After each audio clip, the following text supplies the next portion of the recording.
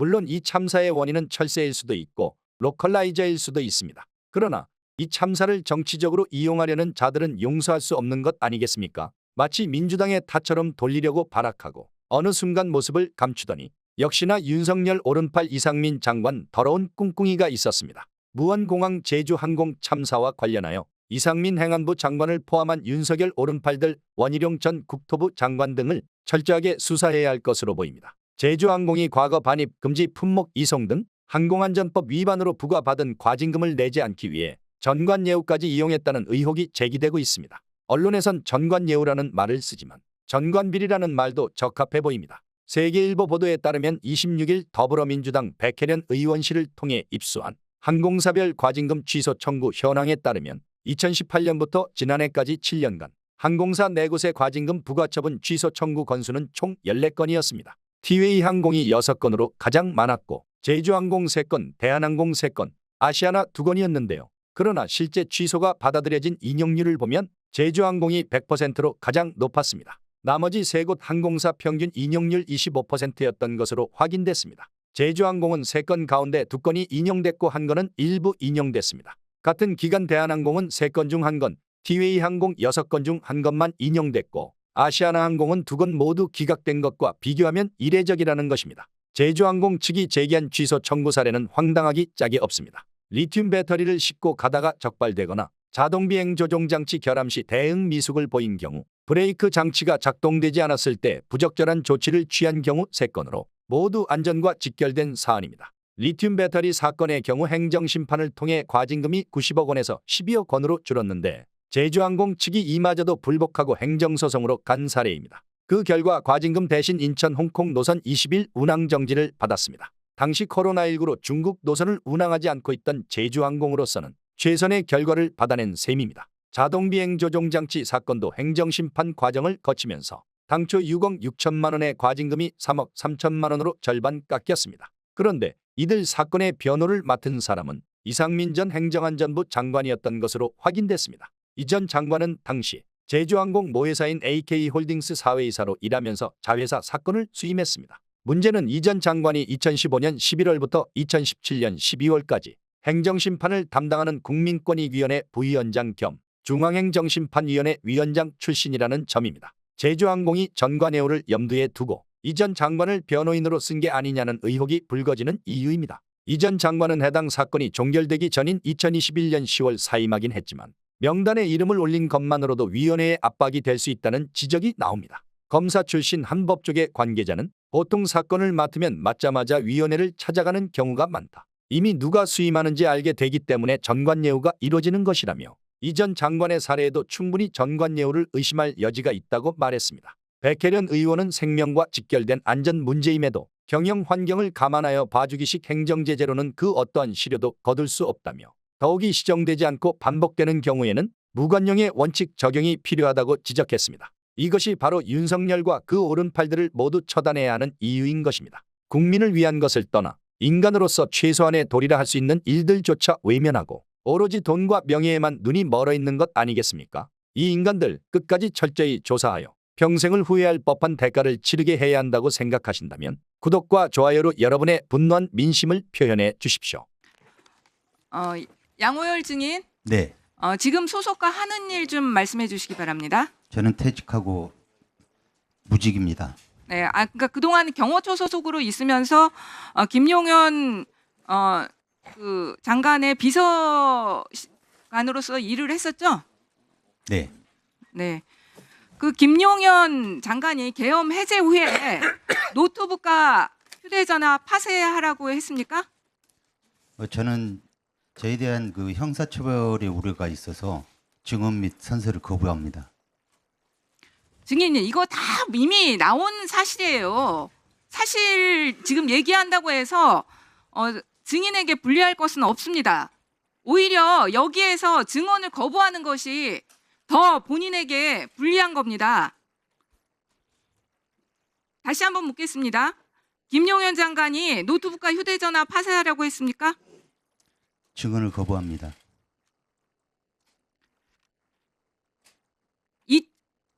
2024년 9월경부터 12월 3일까지 증인의 차량을 이용해서 노상원이 공간 드나들었죠? 증언을 거부합니다. 이 도대체가 증인 수사기관에서 사실대로 진술했어요?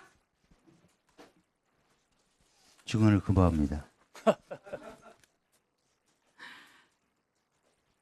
이 언론에 정확하게 난 사실까지 이 증인들이 참 증언을 거부하는 국민 앞에 오히려 정정당당하게 얘기해야지 본인에게도 유리한 거예요. 증인 저기 지금 그럼 증거인멸이나 그런 걸로 입건됐습니까? 피의자로 조사받았어요? 증언을 거부합니다.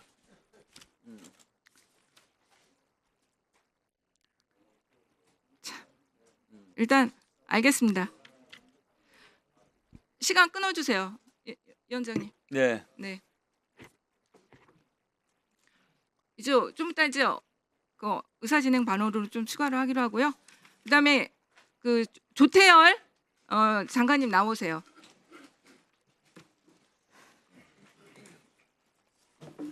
네. 어제 대통령이 헌재에서 최상목 권한대에게 쪽지를 준 거를 부인하는 진술한 거 보셨죠? 들었습니다. 네.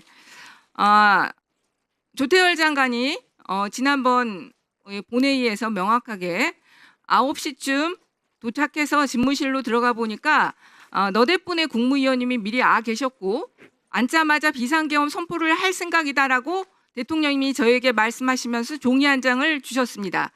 그 속에는 외교부 장관이 취해야 할 조치에 관해 간략히 몇 가지 지시사항이 있었고요. 이렇게 진술을 했습니다. 이거 사실대로 진술한 거죠? 네. 네. 이 어제 대통령의 헌재에서의 부인은 조태열 여기 외교부 장관에게 준 쪽지도 사실 부인하는 것과 동일하다고 생각합니다. 대통령이 앞으로 만약 이 부분에 대해서 또다시 질문이 나오거나 진술을 해야 될 때 장관에게 이 쪽지를 준 사실도 부인할 것이라고 생각합니다. 그래도 장관은 정확하게 명확하게 대통령으로부터 쪽지를 받았다 얘기하겠습니까? 가정적인 상황에 대한 질문이기 때문에 그 답변은 적절치 않다고 생각합니다. 저에 관해 주신 종이에 대해서도 부인한다고 단정하기 어렵다고 생각합니다. 그러면 다시 한번 물을게요. 어쨌든 본인이 대통령으로부터 직접 쪽지를 받은 것은 맞다. 맞습니다. 제가 본회의에서 그렇게 답변했습니다.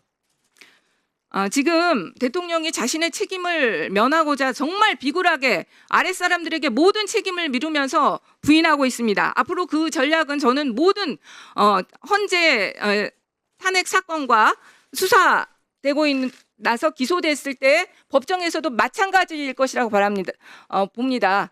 장관께서도 명확한 입장을 계속해서 밝혀주시길 바라고요. 지금 보니까 그때 너댓 분의 국무위원님이 왔다 그랬는데 그 정확하게 그 대통령이 장관님께 쪽지를 줄 때 볼 수 있는 상황 아니에요? 같이 와 있었던 국무위원들이. 뭐 아마 제가 앉자마자 건넸기 때문에 못 봤거나 기억을 못 하실 분들도 많으시리라고 생각합니다.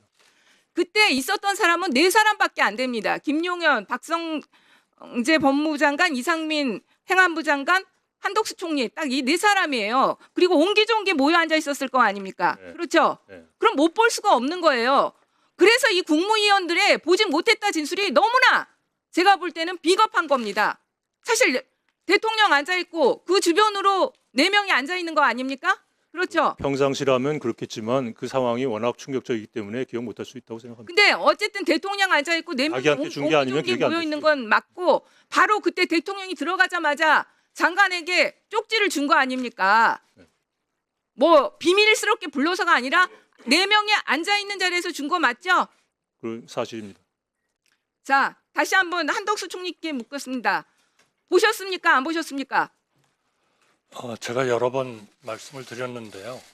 그때 상황이 지금 외교부 장관 말씀하신 대로 굉장히 충격적인 상황이어서 못 봤다? 전체적인 것들이 기억을 하기가 굉장히 어렵습니다. 의원님께서도 그러한 상황을 조금은 이해를 해주셨으면 좋겠습니다. 말이라면은 못 들었을 수 있다는 변명이 통할 수가 있어요. 그런데 5명이 옹기종기 모여 앉아 있는 상황에서 이렇게 종이 주는 걸 못 봤다. 이거는 정말로 말도 안 되는 거죠, 상식적으로. 제가 한 말씀 드리면은 종이를 건네주시는 게 동시에 총리께서 저한테 외교부 장관은 어떻게 생각하십니까? 질문을 하셨습니다.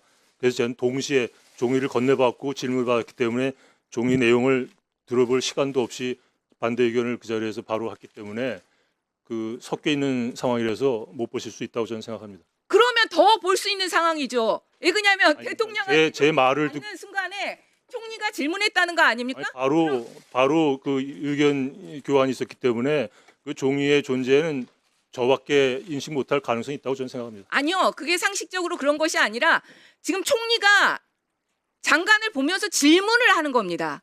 그렇기 때문에 시선이 이게 가치가 있는 평시로 거예요. 그래서 생각하시면은 못 볼 수가 없는 거죠. 아예 부인하기로 작정을 했으니까 제가 더 이상 묻지는 않겠습니다. 저 박성재 장관도 못 봤어요? 저는 보지를 못했습니다. 이상민 네, 증감법 3조 제1항 형사소송법 148조에서 증언하지 않겠습니다. 마이크가 켜 있기 때문에 앞으로 좀 당기십시오. 증감법 3조 제1항과 형사소송법 제148조에 의해서 증언하지 않겠습니다. 소환을 하셨기 때문에 나왔습니다. 네, 기본소득당 용해인 의원입니다. 이상민 증인 질문하겠습니다. 12월 4일 새벽 1시에 서울청사를 나섰고 3시에 대통령실에 도착했다라고 국회에 본인의 당일에 행적을 제출을 했습니다.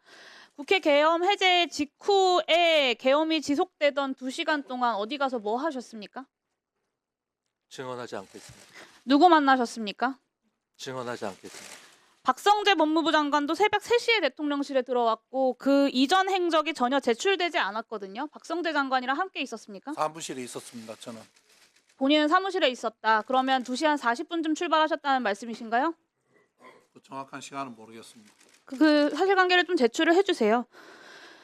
아무리 휴대전화를 교체하고 비화폰을 쓰고 동선을 다 숨겨도 추가 수사하면 다 꼴이 밟힐 거고요. 오늘 이상민 전 장관이 증언을 하지 않기로 작정을 하고 나오셨나 본데 증인의 증언 거부의 사유를 좀 합리적으로 추론을 해보면 진실을 말하면 내란 주요 임무 종사자가 될 것 같고 거짓을 말하면 위증일 것 같아서 거부하는 거다라고 볼 수밖에 없습니다. 형소법 제148조가 유죄 판결을 받을 사실이 드러날 염려가 있는 증언을 거부할 수 있다라고 하고 있어요. 결국에는 오늘의 이 증언 거부 자체가 이상민 증인의 죄를 인정하는 것이고요. 이 죄를 감하는 유일한 방법은 국민들께 진심으로 사과하고 그날의 진실을 역사 앞에 그리고 국민들 앞에 소상하게 밝히는 것입니다. 오늘 이 자리에서 진술하지 않는 것은 역사에 끝까지 내란 속의 윤석열의 오른팔로 남겠다라는 선언을 하는 겁니다. 동의하십니까, 이상민 증인? 결코 동의할 수 없습니다. 피의자 윤석열이랑 어떤 사전 모의도 없었다고 주장하는 이상민 증인이 심지어는 계엄을 말리고 반대했다라고 주장을 하는 증인이 어떻게 이렇게까지 윤석열과 혼연일체가 되어서 움직였는지 저는 정말 좀 놀라운데요. 한번 살펴보겠습니다. 이상민 증인 12월 3일 23시 37분 소방청장에게 전화로 언론사 단전 단수 조치 지시한 바 있죠? 증언하지 않겠습니다. 장관이 지시하자마자 10분 사이에 소방청 차장이 서울본부장에게 전화하고 소방청장이 서울본부장에게 전화합니다. 계엄 관련 경찰청에서 협조해달라. 요청이 오면 잘 협력해주면 좋겠다. 협력할 일이 많이 발생할 수 있다. 계엄 건의권자이기도 하고 충무계획의 주무부처의 장인 행안부 장관이 비상계엄 중에 직접 지시를 하니까 10분 내에 현장 지휘관까지 전파가 돼서 실행 준비를 한 겁니다. 소방이. 10분 뒤에 소방청장이 똑같은 내용으로 경기본부장에게도 전화합니다. 언론사뿐만 아니라 성간이 단전단수 사전 계획한 바 있습니까, 증인? 증언하지 않겠습니다. 어디까지 실행된 건지 추가 확인되어야겠지만 이상민 장관이 오늘 증언을 거부하고 있지만 소방청장과 소방공무원들의 증언도 그렇고 그날의 행적도 그렇고 아주 구체적이고 직접적인 지시들이 있었습니다. 저는 소방청장에게 내렸던 이 지시만 해도 이상민 증인은 이미 내란 중요 임무 종사자라고 확정해야 된다라고 보고요. 개헌 문건을 받은 최상목, 조태열 장관처럼 피의자 윤석열이 콕 집어 불러 모았던 8시 멤버 또한 개별적인 계엄 지시를 받았을 가능성을 배제할 수 없게 되었다라고 봅니다. 수사당국에서 철저하게 보완 수사해야 된다고 봅니다.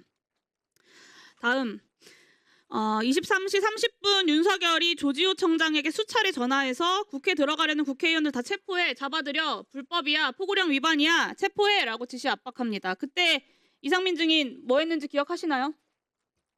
증언하지 않겠습니다. 23시 26분 서울청사 도착하자마자 23시 34분에 윤석열이 조지호에게 전화한 지 정확히 4분 후에 조지호 청장에게 전화했습니다. 맞습니까? 증언하지 않겠습니다. 뭐라고 했습니까? 국회 진압 중에 지원할 거 없냐라고 물어보거나 포고령 위반이다, 자신 있게 국회의원들 끌어내려라라고 지시한 바 있습니까? 증언하지 않겠습니다. 증언하지 않지만 그날의 행적은 이미 다 드러나 있습니다. 3분 뒤인 23시 37분에 소방에게 전화해서 경찰 단전단수 지원하라고 지시합니다. 이게 윤석열이 경찰을 압박한 지 10분도 안 돼서 다 벌어진 일들이에요. 0시 30분에 윤석열이 이진우 수방사령관에게 전화해서 아직도 못 들어갔어? 본회의장 들어가서 4명이 1명씩 들쳐업고 나오라고 해! 라고 압박합니다. 이때 증인은 긴급 간부회의 그리고 경찰은 지휘부 회의를 갖습니다. 그 직후인 0시 39분에 경찰이 행정안전부에 재난안전통신망 이동기지국 설치를 요청합니다. 이 이동기지국이 출동한 곳이 딱 3곳이에요. 국회의사당 그리고 국회의장 공간이 위치한 한남동 공관촌 그리고 대통령실 인근입니다. 이 공간이 어떤 곳이냐면요. 계엄 당시에 수방사 군 병력이 배치됐던 곳과 정확히 일치합니다. 0시 56분에 수방사가 서울시에 군경 합동상황실 개소를 문의했다는 것은 이미 알려진 사실이고요. 재난안전통신망은 여기 계신 많은 사람들이 알고 있는 것처럼 수방사, 경찰, 그리고 소방, 서울시, 행안부가 함께 통신할 수 있도록 되어 있습니다. 단전다수뿐만 아니라 통신까지 끊으려고 한 건 아닌지 정황상 의심할 수밖에 없습니다.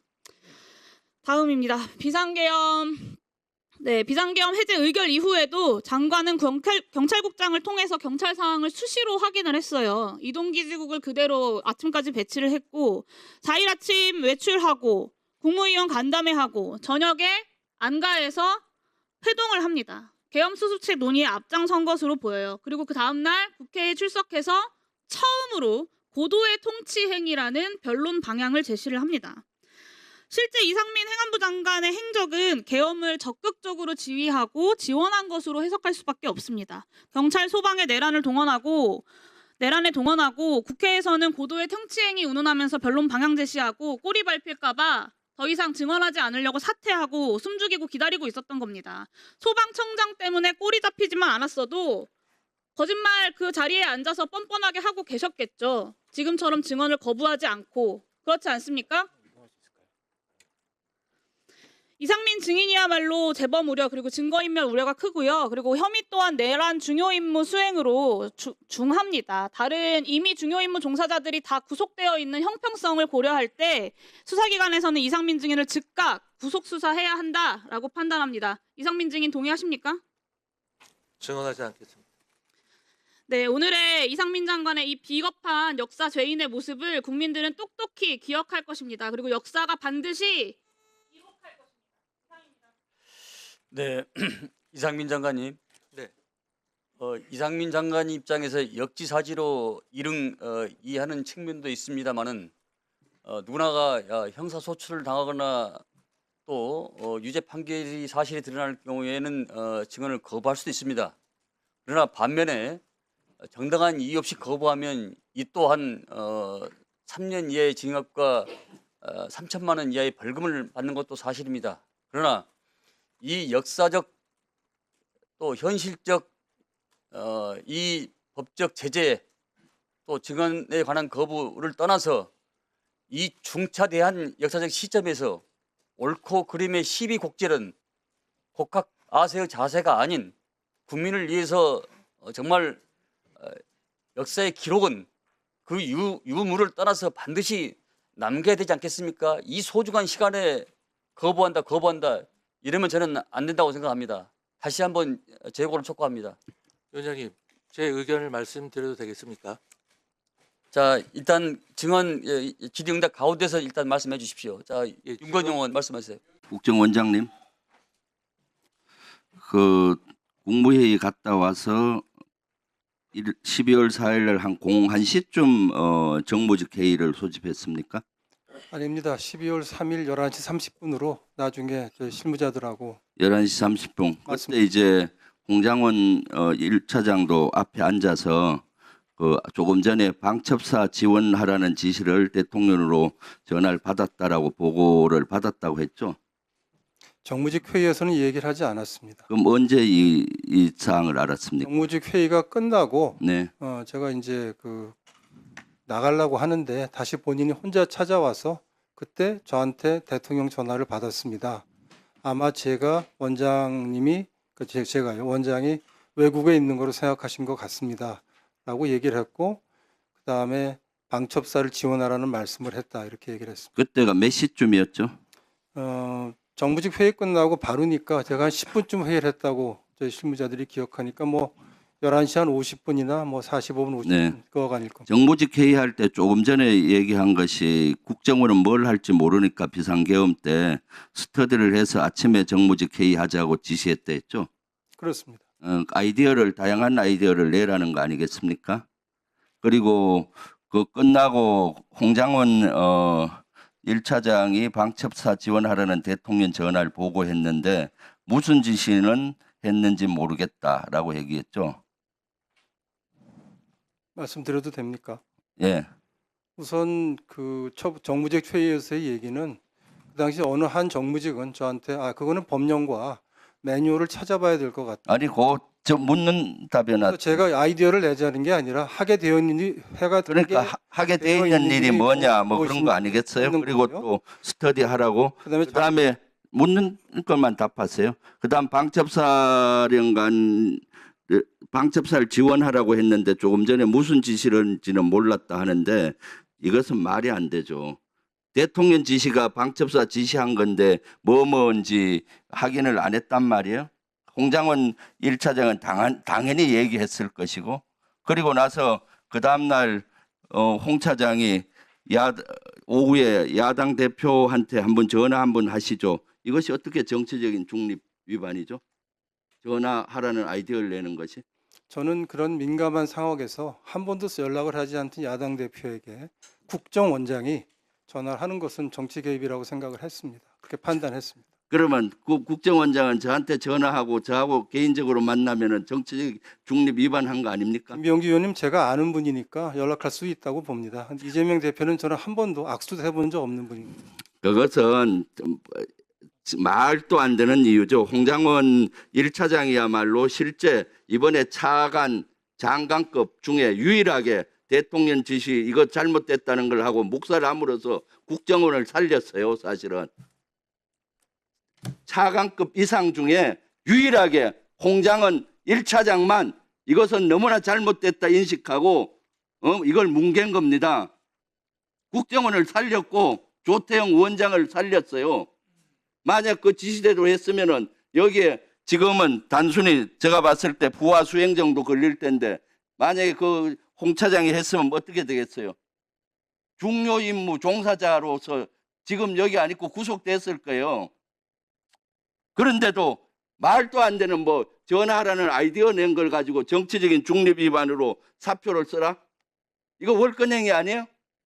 제가 직무 범위 내에서 한 일이고 직무 범위가 아니죠. 이것은 대통령 용산에 지시고 한 건데. 아닙니다. 홍 차장 나와 보세요. 인사 건의를 했고 대통령이 받아들였습니다. 그러니까 직무 권한을 벗어난 거예요. 권한도 아닌데.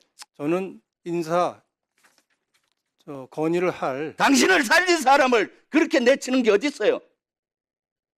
그렇게 말씀하시면 안 되시겠습니다. 안 되기는 국민의 눈높이로 보면은 당연히 그런 거지. 홍 차장이야말로 유일하게 현 정부에서 고위급 중에서 대통령 비상계엄 잘못됐다는 것을 묵살한 사람이에요. 그런데 저렇게 보직해임 시키고 파이아웃 시켜요? 해병대 박정훈 대령 똑같은 사례예요. 경호처 경호부장 똑같은 사례예요. 한 말씀만 좀 규정대로 하겠다는데 한 말씀만 좀 드렸으면 좋겠습니다. 배제하잖아요. 홍 차장 5초만 드리면 안 되겠습니까? 나중에 끝나고 하세요. 뭐 5초. 홍 차장님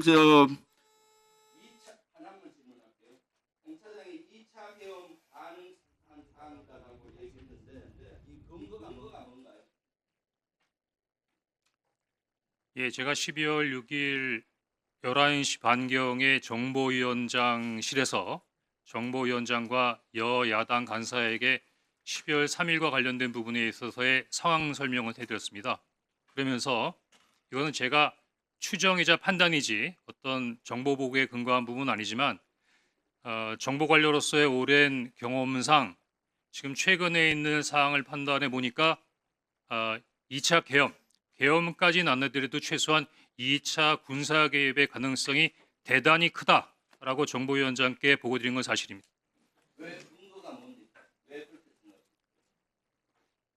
주관적이라고 말씀하실 수 있겠지만 첫 번째는 대통령의 의지십니다.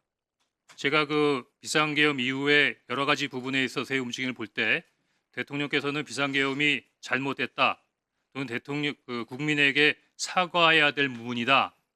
또 의지를 꺾지 않고 계시다는 부분들이 여러 가지 부분으로 느낄 수 있었습니다. 두 번째는 그 다음날 김영현 국방장관을 경질합니다. 아마 경질할 수 있는 상황이라고 생각되는데 제가 깜짝 놀란 것은 김영현 장관이 경질된 다음에 그 다음 신임 국방부 장관을 추가 임명하기 위해서 노미네이션 하는데 제가 그때 제 판단으로는 김영현 장관이 뒤로 물러났지만 영향력이 사라진 것은 아니구나. 왜? 김영현 장관의 추천에 의해서 그 후임 국방장관이 추천됐다고 생각하기 때문입니다. 또 하나는 저는 경질했지 않습니까? 안 하겠다 그랬더니. 그런데 당시 방첩, 특전, 수방 관련된 부분 모든 당시 계엄국의 순회는 멀쩡했습니다. 대통령의 의지를 가지고 있고 장관도 김영현 장관의 영향력 안에 있는 사람인데 계엄 관련된 부분에 군 지휘관들이 모두 다 건재하다고 하면 언제든지 다시 모빌라이즈 할 수 있다고 생각했습니다. 더구나 제가 굉장히 위험하다고 생각했던 부분은 여기 사령관님들도 계시지만 처음에 국회에 진입할 때는 누구의 지시에 의해서 그랬다라고 할 수 있지만 그 상황이 발생하면서 내가 내란죄로 소추당할 수 있는가 하는 부분에 있어서의 위기와 불안감을 느끼고 있는 상황에서 3명의 사령관은 상황에 따라서는 첫 번째와는 달리 훨씬 더 강하게 군사적 개입에 개입할 수 있겠다라는 생각을 했습니다. 또 하나는 제가 나름대로 이 부분의 의견을 몇 분한테 내니까 못 봤어? 국회에서 시민들이 미니까 군인들이 밀려나잖아. 그거는 그렇지 않습니다. 제가 군 출신이라서 그런데 군사의 무력이라고 하는 것은 더구나 군중이라고 하는 것은 상황에 따라서 크게 변합니다. 더구나 첫 번째 국회에 들어가서 그렇게 실패했는데 두 번째 만약에 군사 개입을 한다면 똑같이 국회에 사람들을 몰려와서 할까요? 아마 제가 보기에는 군인들이 거부할 수 없는 상황을 만드는 계엄으로 갈 수밖에 없는 그런 상황을 만들려고 했겠죠. 저는 그렇게 추정했습니다. 네, 제가 이어서 좀 잠깐 계십시오, 홍 차장님. 홍 차장님은 군 출신이지만 국정원에 얼마나 계셨습니까? 92년부터 근무했으니까 약 30년 근무했습니다. 네, 군 출신이지만은 거의 국정원 직원이나 진배 없네요. 그러면 여인영으로부터 국회의원 체포 명단을 받았죠? 네. 목적 없이 받았다 하시죠? 목적 없이 받은 게 아니라 대통령께서 방첩사를 적극 지원하라고 했으니까 무엇을 도와줘야 되는가를 확인하기 위해서 당일 11시 6분에 방첩사령관한테 무엇을 도와주면 되겠느냐를 물어보려고 전화한 것이었습니다. 본위원에게도 그날 11시 20분 어간에 방첩사로부터 체포 명단 리스트를 제가 받았습니다. 네. 제가 이 체포 명단 리스트를 제가 부를 테니까 확인 한번 해보십시오. 네. 우선 체포조, 체포 대상, 우원식, 이재명, 한동훈. 우선 체포 대상, 조국, 정청래, 양정철, 박찬대, 조혜주, 이하경, 양경수, 김호준, 김민웅, 김민석, 김명수. 기억과 일치합니까? 대부분 일치하는데 이경수라고 하셨습니까? 양경수. 양경수 맞습니다. 네. 이 윤석열의 국회의원 체포 지시를 조태용 원장에게 보고하거나 알린 바가 있었다고 하셨죠? 당시 상황을 좀 설명드릴 수 되겠습니까? 설명해 주십시오. 예. 일단 오전에는 원장님께서 홍장원 차장으로부터 보고받은 적이 없다고 말씀하셨는데 오후에는 그래도 대통령으로부터 전화 받았다든가 방첩사를 지원하다든가 하는 부분에 대해 보고를 받았다고 말씀해 주셔서 제가 조금 마음이 가볍습니다. 다행입니다. 그런데 보고를 할 때 방첩사를 지원하라고 합니다라고 얘기만 하고 딱 끊고 그다음에 다른 얘기는 안 하나요? 사실대로 말씀드리면 보고를 보고를 안 한 것이 아니라 보고를 거부하신 겁니다. 제가 정무주의 때 얘기하지 않은 것은 내용 자체가 너무 민감한 부분이라서 다른 사람들하고 쉽게 공유할 수 있는 사항이 아니라고 생각했습니다. 그래서 일단 정무주회의를 마치고 제 보좌관에게 원장님께 보고 드릴 수 있는 사항인지 한번 확인해 보라고 그랬습니다. 그랬더니 오라고 말씀하셨고 제가 서둘러서 원장님실로 보고를 들어가는 것을 비서실 직원들이 다 봤으니까 아마 보고 드렸던 것 자체를 다르게 말씀하실 수는 없을 겁니다. 제가 물려고 들어가니까 원장님께서는 그 정무직 회의를 하셨던 그 소파에 그냥 앉아 계셨고 제가 앉자마자 원장님 제가 대통령님으로부터 전화를 받았습니다. 그런데 아마 대통령님께서 해외 출장을 이미 출발하셔서 아마 국내에 안 계신 줄 알고 저에게 전화하신 것 같습니다라고 얘기했는데 그 뜻은 원장님께서 그 다음날 아침에 일찍 해외 출장이 있으셨어요. 아마 국정원장 정도의 출장은 대통령께서도 아셨을 테니까 아마 착오인지는 모르겠지만 왜냐하면 그 이외에는 저에게 전화할 이유가 없었기 때문이죠. 그다음에 아무 말씀 없었습니다. 더구나 비상국무회의에 가서 대통령을 만나고 오셨을 텐데도 비상국무회의에 갔다 왔다라는 말씀도 없으셨습니다. 그래서 제가 이어서 대통령께서 방첩사를 지원하라고 합니다라고 하니까 아무 말씀도 없었습니다. 그래서 제가 사실은 조금 좀 놀라시라고 근데 방첩사에서 지금 이재명하고 한동훈을 잡으러 다닌답니다 라고 말씀하시니까 다소 의외의 답을 받았습니다. 내일 아침에 얘기하시죠.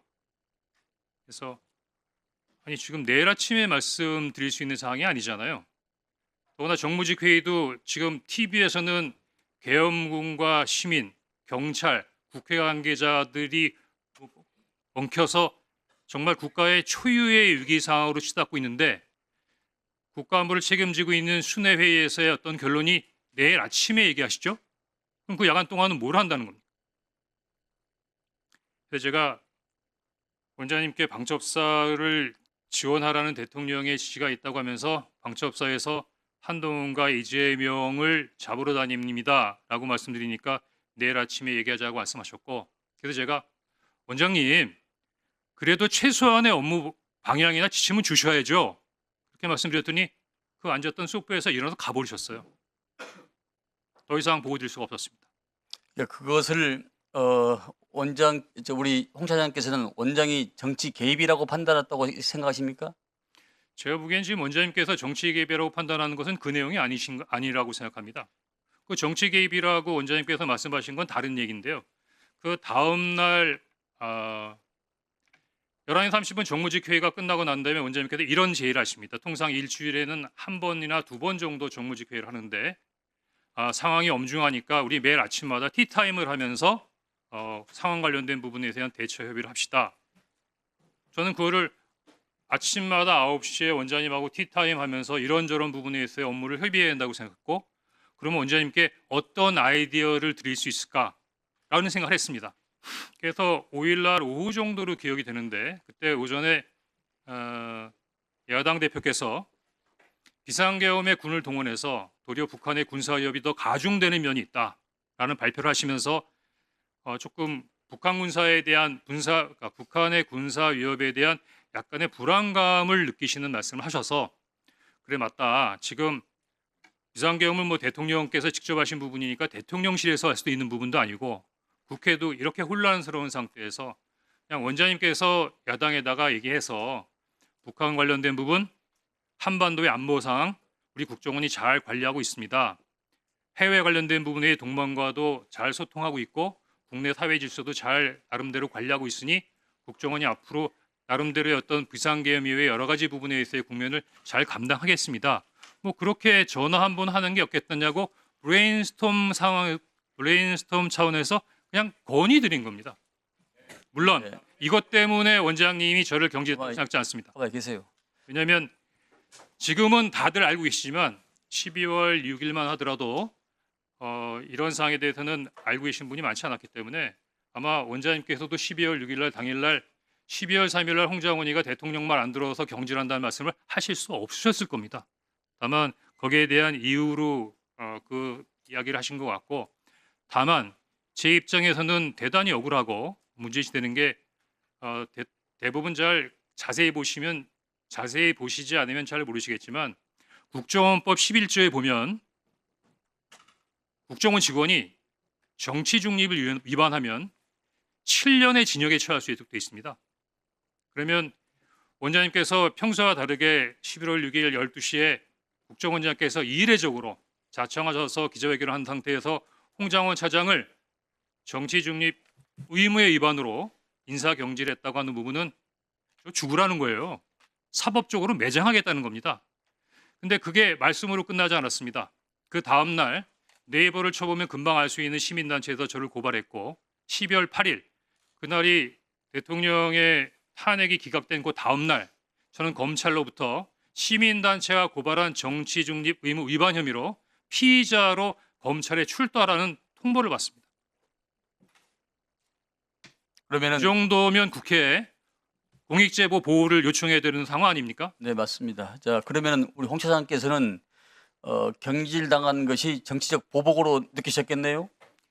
처음에는 두 가지로 나눠서 생각해야 되는데 12월 5일에 얘기할 때만 하더라도 저 대통령 좋아했습니다.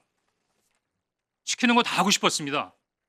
근데 그 명단을 보니까 그거는 안 되겠더라고요.